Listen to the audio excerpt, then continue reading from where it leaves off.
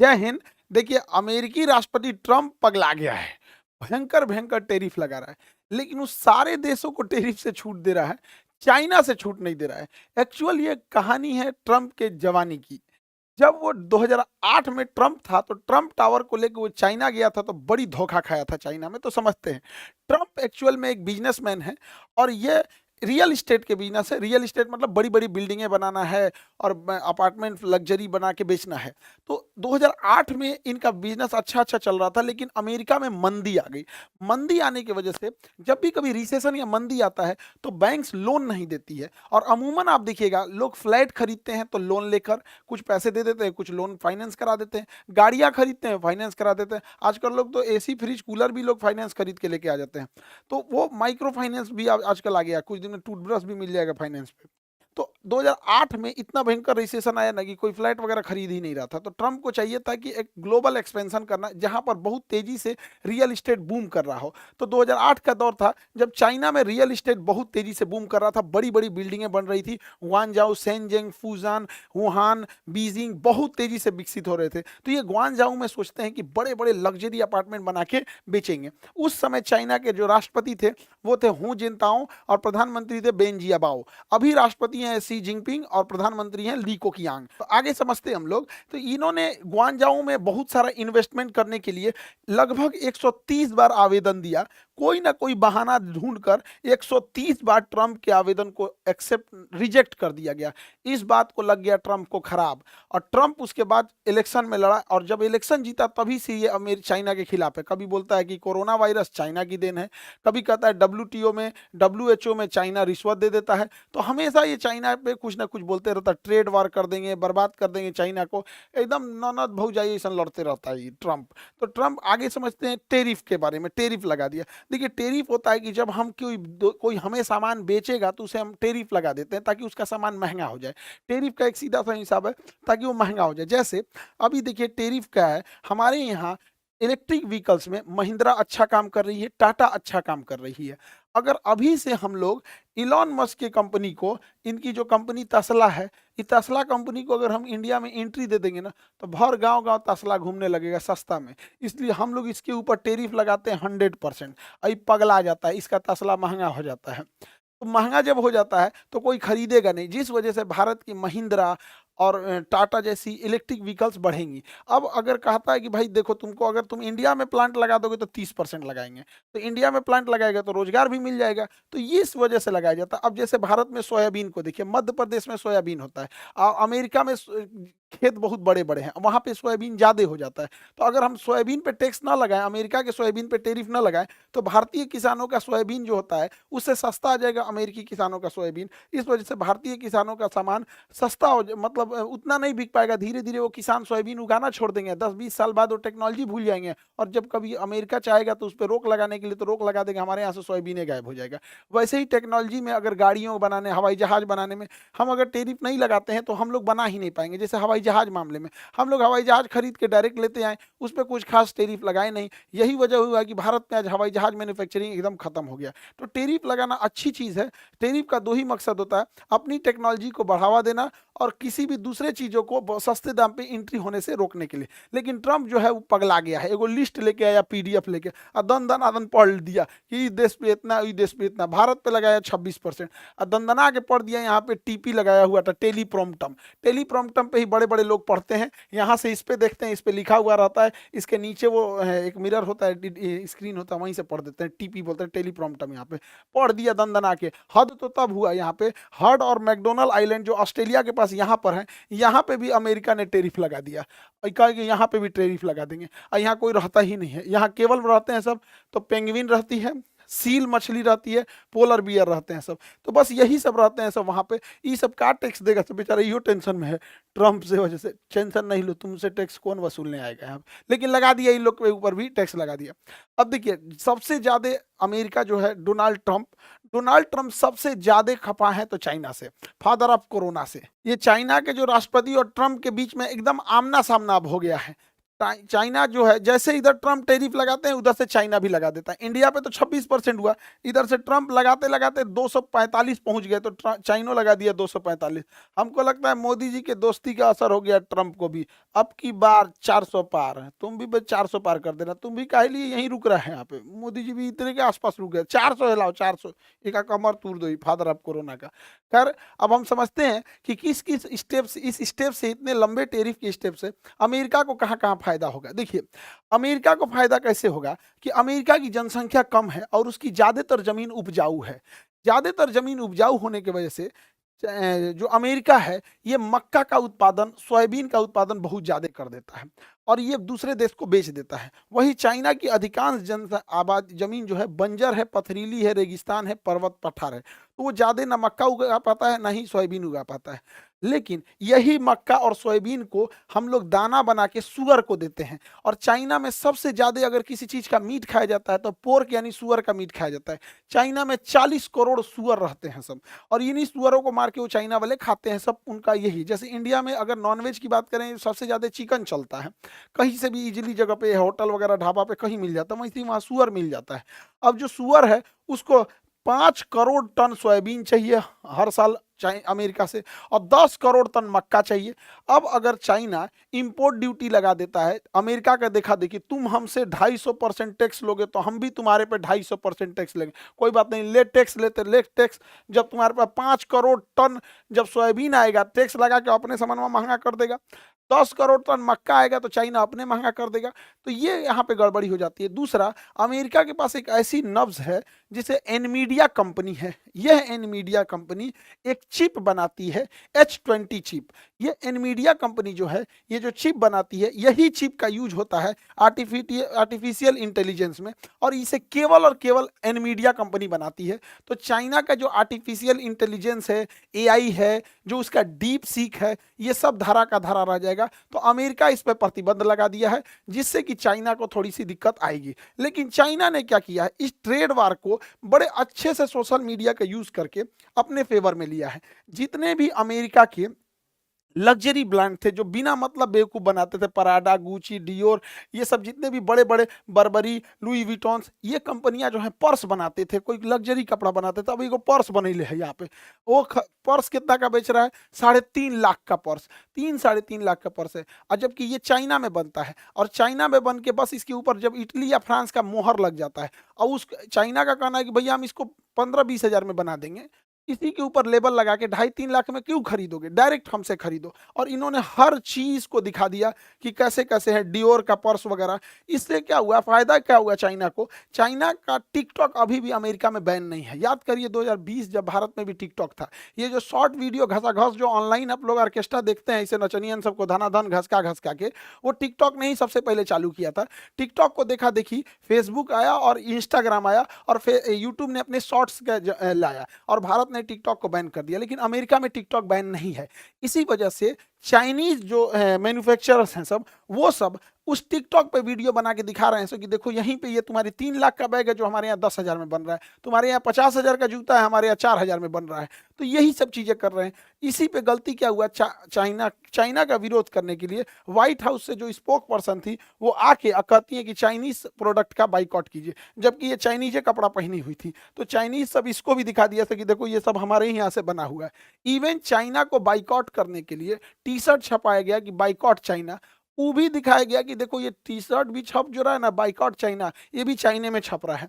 तो China manufacturing hub बन चुका है। उसके पास सस्ते लेबर भी हैं, डिसिप्लिन्ड लेबर भी हैं, और स्किल्ड लेबर भी हैं। हमारे यहाँ क्या है, हमारे यहाँ लेबर सस्ते हैं, बट क्या है कि कोई नेता आके उनको भड़का देगा, वो भी अलग हो जाएंगे। स्किल्ड के मामले में उनकी गरीबी इतनी ज़्यादा है, कहाँ से स्किल्ड सीख पाए यहाँ, तो बड़ा ज़्यादा यूनियन बाजी है, ये सब चीज़ है। लेकिन चाइना में ये सब नहीं है। चाइना के पास, चाइना ने ये जो दवाइयों को प्रतिबंध लगाया है, तो बहुत सारी दवाइयाँ चाइना से अमेरिका में जाती है, वो महंगी हो जाएंगी। एक्चुअल में अमेरिका का हेल्थ सिस्टम बहुत महंगा है। अगर कोई अमेरिका में रहते होंगे और उनके पास इंश्योरेंस नहीं होगा तो बेचारे बिक जाएंगे इलाज कराते कराते, बहुत महंगा है यहाँ पे।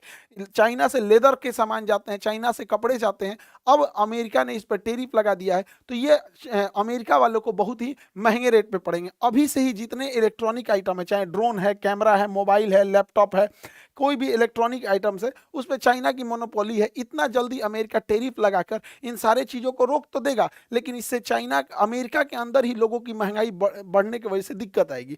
हालांकि कुछ समय तक अमेरिकी लोग इतने भी गरीब नहीं हैं, कुछ समय तक इसे झेल सकते हैं, लेकिन ज़्यादा समय तक झेलने के बाद उल्टा ये ट्रंप को भारी पड़ जाएगा। अभी देखिए इसी को विरोध दिखाते हुए शी जिनपिंग ने ट्रंप के इस स्टेटमेंट के विरोध में अमेरिका की एक कंपनी है बोइंग, ज्यादातर जहाज इंडिया में ना दो ही कंपनी की दिखेगी, बोइंग की मिलेगी या तो एयरबस की मिलेगी। यूरोपीय कंपनी की है एयरबस, फ्रांस के टूलूज में बनता है। अमेरिका में है बोइंग। बोइंग से आने वाला था 179 जहाज जो कि एयर चाइना खरीद रही थी, चाइनीज एयरलाइन। इसने एक ऑर्डर को कैंसिल कर दिया, कहा कि रखे रहो यहाँ पर। इससे कि करोड़ों रुपए का लॉस लग गया बोइंग कंपनी को। और इसको लॉस लगेगा तो ये करोड़ों रुपए का सरकार को टैक्स का लॉस जाएगा, तो सरकार पे दबाव बनेगा। इसने कहा कि भाई हम नहीं लेंगे, फिलहाल हम इसके लिए यूरोप से ले लेंगे, यूरोप का एयरबस ले लेंगे। लेकिन चाइना यही नहीं रुका है, वो अपने तत्काल जरूरतों को पूरा करने के लिए बोइंग को नकार कर एयरबस पे जाके शिफ्ट हो रहा है। एयरबस जो कि यूरोपीय कंपनी है, लेकिन चाइना इससे आगे निकलेगा। वो ना बोइंग का जहाज लेगा ना वो एयरबस का लेगा। चाइना अपना बना रहा है C919। C91 चाइना का जहाज है, बहुत बेहतरीन है और अच्छे से ट्रायल करके चाइना ने बना ही लिया है। और साथ ही रसिया ने भी बनाया है MC21, ये भी जहाज है। तो फ्यूचर में चाइना अपना मेड यूज रखेगा और कुछ रशियन जहाजों को रखेगा। ये और भी बेहतर है MC21, ये बहुत ज़्यादा चौड़ा है, कंफर्टेबल है। इस सब में तो लगता है मुर्गी दरबा में घुसा दिया है। तो चाइना जो है वो इकोनॉमिकल वार वैसे ही लड़ता है जैसे जमीनी लड़ाई पर इजराइल लड़ता है। इजराइल की नीति है तुम थोड़ा सा मारो, हम तुमको घर घुस घुस के मारेंगे। चाइना कहता है हमको लड़ाई नहीं लड़ना, हम फाइनेंशियल इकोनॉमिकल लड़ाई लड़ेंगे और घुस घुस के मारेंगे वहां पर। तो इसी वजह से चाइना भारी पड़ता दिख रहा है। चाइना की जो सबसे बड़ी ताकत है वो रेयर अर्थ मेटल है। रेयर अर्थ मेटल उन मेटल को कहते हैं जो बहुत कम मिलते हैं, और दुनिया के रेयर अर्थ मेटल पे 70 से 80% चाइना है। ये रेयर अर्थ मेटल बहुत जरूरी होते हैं। ये मिसाइल में, रडार में, जहाज में, इसका एयरक्राफ्ट शटल में, अंतरिक्ष में, जहां जहां टिपिकल चीज होते हैं वहां रेयर अर्थ मेटल लगे होते हैं। और ये रेयर अर्थ मेटल जो होते हैं वो चाइना के पास है। और चाइना ने कहा है कि हम अमेरिका को निर्यात नहीं करेंगे, अमेरिका को एक्सपोर्ट नहीं करेंगे, ना ही किसी अन्य देश को करेंगे। चाइना इतना होशियार है कि अमेरिका को नहीं करेगा, मान के चलिए वो थाईलैंड को करेगा तो अमेरिका थाईलैंड से खरीद लेगा, इंडोनेशिया को करेगा तो अमेरिका इंडोनेशिया से खरीद लेगा।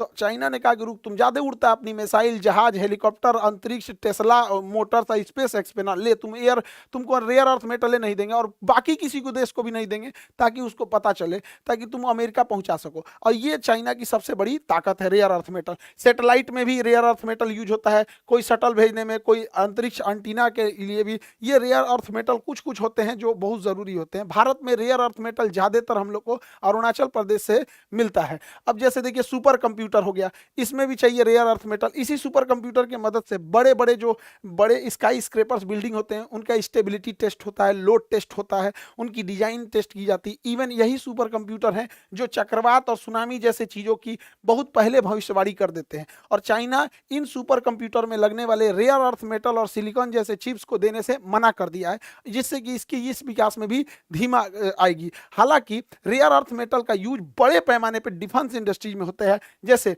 अमेरिका का F-35 लाइटनिंग, ये बहुत खतरनाक जहाज है। हालांकि कोई बड़े देश से लड़ाई में अभी भाग नहीं लिया। F-22 राप्टर ये ज्यादा विश्वसनीय है, हालांकि ये ज्यादा लड़ाई में भाग नहीं लिया है, ये ज्यादा खतरनाक है। ये ज्यादा लड़ाई में भाग लिया है इसलिए विश्वसनीय है। अभी अमेरिका ने F-47 लॉन्च किया है जो 6th जनरेशन का होगा। और अमेरिका के पास एक से एक एडवांस हेलीकॉप्टर है, चाहे वो चिनूक हो, अपाची हो, ब्लैक हॉक हो, इन सब में रेयर अर्थ मेटल होता है। इनके मेंटेनेंस में जब ये बिगड़ेंगे तब वहां पर। और चाइना ने इन सारे रेयर अर्थ मेटल पे अमेरिका के साथ साथ दुनिया के किसी भी देशों को देने से मना कर दिया है। अभी अमेरिका की जितनी भी चीजें हैं, चाहे वो रेयर अर्थ मेटल के बिना ना मिसाइल काम करने वाली है, ना रडार काम आएगा, पनडुब्बियों में भी उसकी जरूरत होती है, लड़ाकू जहाज, हेलीकॉप्टर, ड्रोन, UAV, कहीं पे भी देखेंगे तो ये रेयर अर्थ मेटल जरूरी है, जिसपे चाइना की मोनोपोली है। रेयर अर्थ मेटल के बाद चाइना का दूसरा सबसे पावरफुल चीज होता है सिलिकॉन। सिलिकॉन दुनिया में सबसे बड़ा सिलिकॉन उत्पादन में चाइना और ताइवान आते हैं। तो सिलिकॉन के मामले में चाइना बहुत आगे है। सिलिकॉन की मदद से ही हम इंटीग्रेटेड सर्किट आईसी चिप बनाते हैं, कंप्यूटर का कोर बनाते हैं, कोई भी पीसीबी बोर्ड बनाते हैं। इलेक्ट्रॉनिक आइटम्स बिना सिलिकॉन के नहीं बन सकता, इसमें भी चाइना की पूरी तरह से मोनोपोली है। ग्रेफाइट के मामले में चाइना पूरी दबदबा रखता है। ग्रेफाइट का यूज हम लोग स्नेहक के रूप में, रूब्रिकेंट के रूप में करते हैं, मशीनों में घिसावट को रोकने के लिए। जैसे हम कैरम बोर्ड में खेलते हैं, घिसने लगता है तो पाउडर छिड़क देते हैं, जिस वजह से वो फिसलता है। हालांकि इस पर ये ग्रेफाइट छिड़कते तो और अच्छा से फिसलता है, लेकिन करिया हो जाता, दिखबे नहीं करता। इसलिए मशीनों में लुब्रिकेंट के रूप में ग्रेफाइट का यूज किया जाता है। परमाणु बिजली घर में भी ग्रेफाइट का यूज होता है, बैटरी में भी ग्रेफाइट यूज होता है, पेंसिल के नोक पे भी ग्रेफाइट का यूज होता है, बहुत जगह होता है। और ये चाइना इस पे भी अपनी मोनोपोली जमा के रखा है। जब ये जो ट्रेड वॉर चल रहा है ना, इस ट्रेड वॉर में बहुत घाटा होने वाला है अमेरिका को। ये बेवकूफ को समझ में नहीं आ रहा है, ट्रंप को। तुम नहीं पढ़ा है, तुमको कहां से पढ़ा है, देख सुन इसको पढ़। आरसीईपी, आरसीईपी ये चाइना का ब्रह्मास्त्र है, चाइना का ब्रह्मास्त्र है। Regional comprehensive economic partnership, regional comprehensive economic partnership ये क्या कहता है कि ये लोग आपस में व्यापार कर लेंगे। इसमें टोटल 15 देश आते हैं। अभी बांग्लादेश और श्रीलंका भी आने के लिए बोला है। 15 देश में कौन कौन आते हैं, यहां से उठाएंगे ये सब। और इसमें जापान और कोरिया और चाइना, ये सारे देश आते हैं। ये आपस में व्यापार कर सकते हैं। ऐसे व्यापार करेंगे जैसे कोई राजस्थान का व्यक्ति मध्य प्रदेश में सामान बेचना चाहता है तो उसे कोई दिक्कत नहीं होता है। लेकिन वही राजस्थान का व्यक्ति जब पाकिस्तान में बेचना चाहता है तो प्रॉब्लम्स आएगी, क्योंकि कस्टम चाहिए, सारा चीज़ें बहुत पेपर वर्क करना पड़ता है। तो आरसीईपी में कहता है कि हम जो 15 देश हैं, हम ये 15 देश आपस में किसी भी तरह का हम लोग ये सब चीज़ें नहीं लेंगे।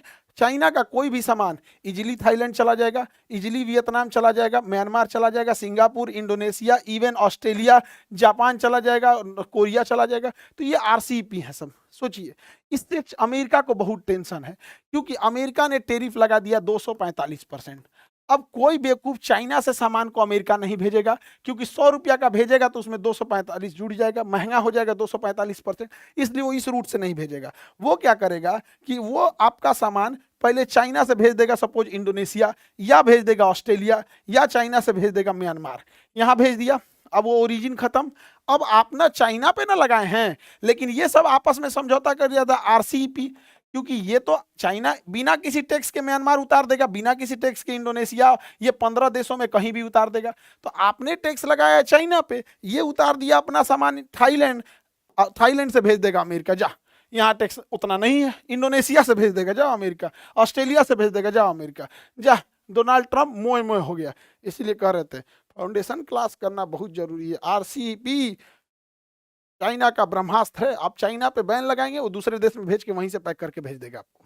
अगर ये ट्रेड वॉर ऐसे ही चलते रहा तो डोनाल्ड ट्रंप को बहुत घाटा होने वाला है। वहाँ अनएम्प्लॉयमेंट बढ़ जाएगा, महंगाई धीरे धीरे बढ़कर एक आम आदमी को भी परेशान करने लगेगी। और जब महंगाई बढ़ती है तो लोग खर्च कम करने लगते हैं, और लग्जरी गाड़ियाँ, लग्जरी आइटम्स के बदौलत जो अमेरिका की इकोनॉमी चल रही है वो एक दिन ध्वस्त हो जाएगी। और ऐसे ही रहा तो चाइना की BYD अभी भी इलॉन मस्क की तस्ला से आगे है। अब ये तस्ला ज़्यादा दिन दिखेगा नहीं, ऑलरेडी तस्ला का सेल डाउन हो गया। और अभी भी देख रहे होंगे चुनाव के टाइम इलॉन मस्क बड़ा ट्रंप का साथ दे रहे थे, अभी थोड़े से मिजाज इनके बदले बदले से लग रहे हैं, क्योंकि इनको भी समझ में आ गया है कि भाई हमारा तस्ला घाटे में चल जाएगा। अमेरिका क्या करेगा, धीरे धीरे गीदड़ भभकी दिखाएगा कि लोग उससे नेगोशिएट करें, लेकिन वो कुछ ना कुछ ऐसा करेगा, जैसे इलेक्ट्रॉनिक्स आइटम चाइना से ले आना ज़रूरी है तो कह देगा कि इस पे हम टैक्स नहीं लेंगे। मतलब हम लेंगे, दिखाने के लिए लेंगे भी, उस चीज़ों पे लगा देंगे जो बहुत कम आता है।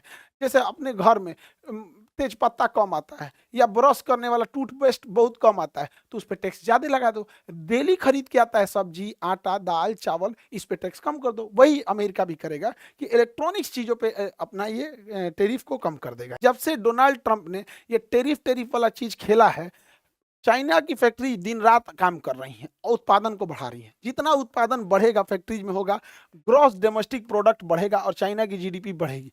चाइना की जीडीपी ग्रोथ रेट बढ़ गया है आफ्टर द टेरिफ। इसका कारण क्या है, चाइना ने सीधा सोच रखा है कि हम डंपिंग करेंगे और ट्रेड डिफिसिट जाए भाड़ में। हमारे तरह वहाँ का वित्त मंत्री थोड़ी है जिसको कोई टेंशन ही नहीं है। आपसे क्या ही बोले, खैर हम इनसे क्या बोलेंगे अब जीएसटी यूएसटी कुछ पता नहीं क्या बोला। ट्रेड डिफिसिट समझिए, आप लोग को बोल सकते हैं, इनको नहीं बोलेंगे। ट्रेड डिफिसिट क्या होता है? अगर हम ट्रेड डिफिसिट को ऐसे समझें कि हम चाइना को 100 रुपये का सामान बेचे, तो हमने निर्यात किया 100 रुपये का और चाइना ने हमें बेच दिया 500 रुपये का, तो भारी पड़ गया चाइना।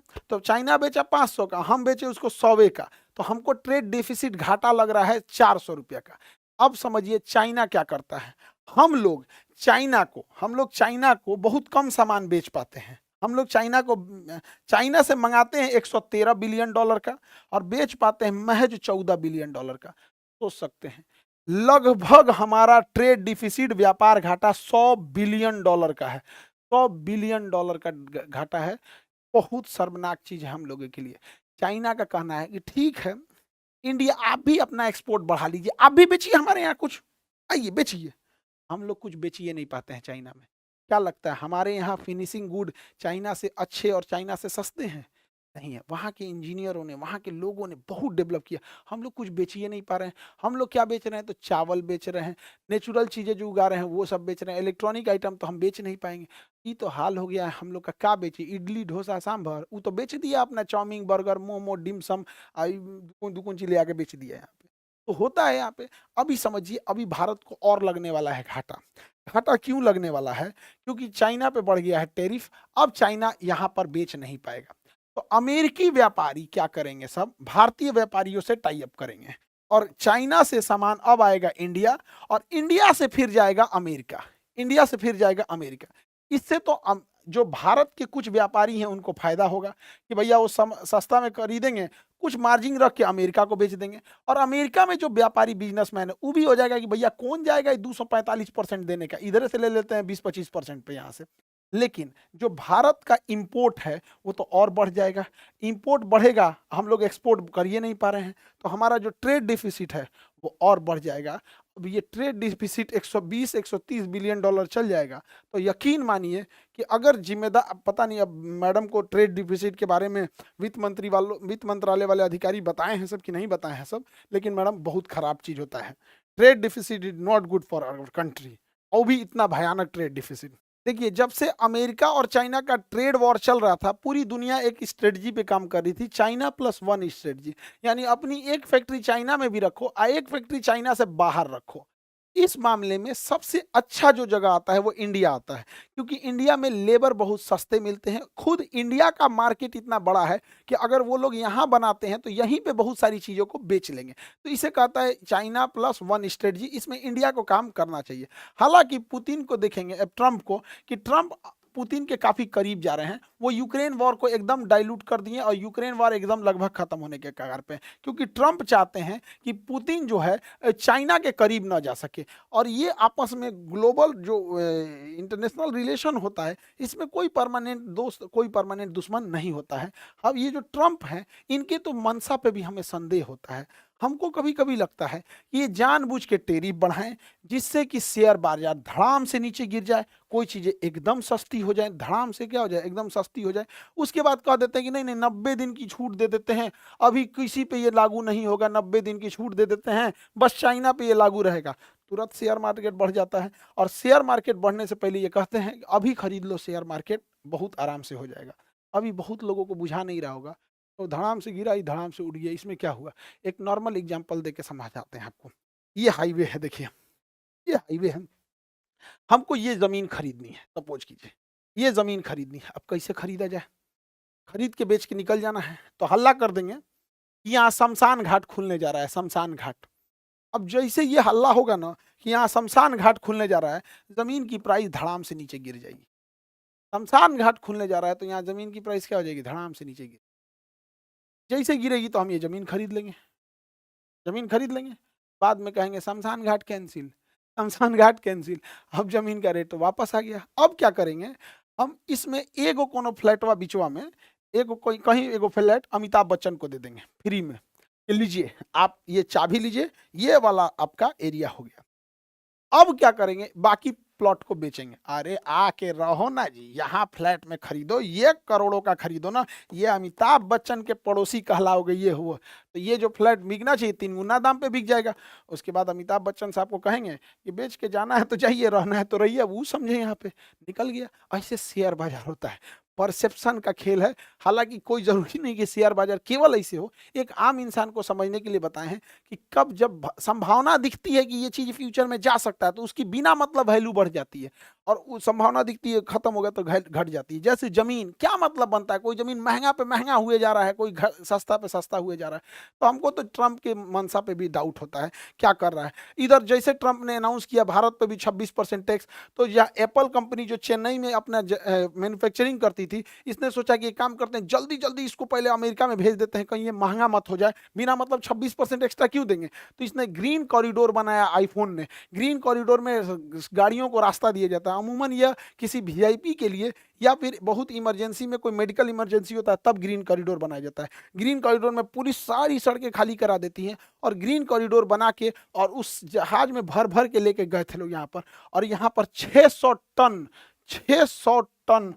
सोचिए 600 टन आईफोन ले गए, यानी 15 लाख यहाँ से आईफोन को अमेरिका ले गए हैं लोग। 6 अलग अलग जहाजों में 100 टन भर के 6 अलग अलग जहाजों में लेके फ्लाइट यहाँ से उड़ गया है। जिस चेन्नई एयरपोर्ट पे कस्टम क्लियरेंस में 30 घंटे लगता था, आईफोन ने उसे 6 घंटे में करवा के और तुरंत वहां से उड़ान भर दिया। क्योंकि टेरिफ लगने से पहले अगर आप देश की सीमा छोड़ चुके हैं तो उस पर टेरिफ नहीं लगता है, क्योंकि आईफोन और एप्पल को पता नहीं था कि ट्रंप इतना जल्दी ये हो जाएगा, और उन लोगों ने आनंद फानन में आके तुरंत लेके उड़ गए सब। जब उड़ गए सब वहां उतरे सब तो पता चला अभी 10 दिन की छूट है, फिर पता चला कि अभी 90 दिन की छूट है। अभी डेली टेस्ट क्वेश्चन का जो है 22 अप्रैल से चालू हो जाएगा। Daily test 50 question with discussion आप लोग के लिए, क्योंकि एग्जाम इधर सब पास पास में है। और एएलपी का बैच जो होगा वो 24 तारीख से स्टार्ट हो जाएगा। पिछली साल जो हम लोग स्टार्ट किए थे नीट और जेई, तो ऐसा लगता था कि रिजल्ट आएगा कि नहीं आएगा। अभी जेई मेंस का रिजल्ट आया है। इन लोग जो एडवांस की तैयारी कर रहे हैं उनकी शुभकामनाएं, जिनका मेंस हो गया उनको भी ढेर सारी शुभकामनाएं। इन ऐसे होनहार बच्चे जो थे अभी आए थे उन लोग का रिजल्ट हो गया यहाँ पे। बड़ा खुशी हो रहा था इन लोगों से मिलकर कि पिछले साल हम लोग जब शुरू किए थे तो नहीं लगा था कि एक साथ इतने बच्चे आ जाएंगे। अभी तो कुछ ही बच्चे थे जो पटना में थे, कुछ बच्चे ऑनलाइन थे, कुछ बच्चे अभी मेन एडवांस की तैयारी में हैं। तो बहुत जल्दी रिजल्ट आ रहा है, और नीट में भी इसी तरह से रिजल्ट आएगा। बहुत खुशी हुई। अब आप लोगों को कोटा जाने की जरूरत नहीं है, यहीं बैठ के पढ़ाई कीजिए बेस्ट फैकल्टी के साथ एट मिनिमम फीस, कोई क्वालिटी से कंप्रोमाइज नहीं। आई होप आप सारे टॉपिक समझ गए होंगे। मिलेंगे नेक्स्ट क्लास में। जय हिंद।